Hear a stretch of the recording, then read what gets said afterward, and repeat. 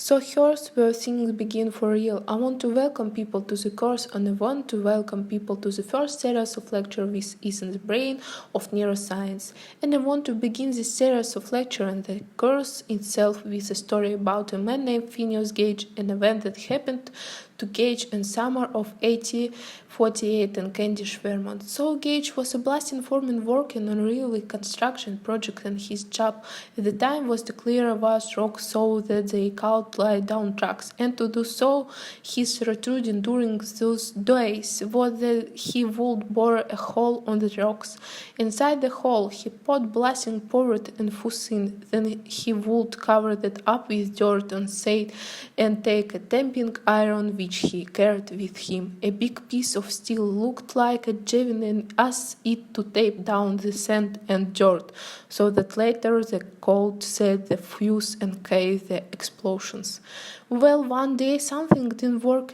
Nobody's exactly sure why. Maybe his job forgot to put in sand and the dirt, but regardless, he put the tamping iron into hole the powered explorer. The tamping iron shot away from his hand and went into his face.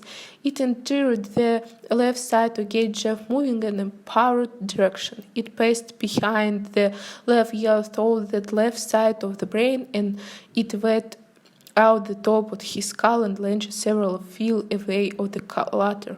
Now microlized Gage was killed on the job. He lost consciousness for a light bit, but then he stages to his feet. And in some regards, Gage was very lucky. So he endured a series of operations. He has infection. He got sick. At times his life was a wreck, but months later his control pretty much recovered. He was able to see. He wasn't deaf. He wasn't blind. He didn't lose the ability to speak or understand language. He didn't lose his intellectual capacity in a simple way. But another change, Gage was very unlucky. Because Gage had this transformation, but this incident. Someone why knew Gage described the transformation like this. Before the incident, Gage was quite the most effective and a terrible man, a man of tempered, habits, considerable energies of character, a sharp businessman. After the incident, Gage was no longer Gage. He was fitful, irreverent, including in time and gross profanity, manifesting but little deference for his fellows. He ended up losing his job. He traveled through the states, taking up different jobs, engaging in different relationships, and ultimately ended up in an exhibition at traveling cruises, hold a tamping iron, tell people about this story about how it went through his head and went through his brain and changed his life. So why am I telling you a story? Well, I said I want to begin course by talking about the brain. And story of Phineas Gage including something which we have intimate reason to believe is the brain is a source of mental life, and so damage to the brain can have profound effects on we are and we are. An idea here and summarized by the Nobel Prize-winning biologist Frank Crick. He calls the astonishing hypothesis.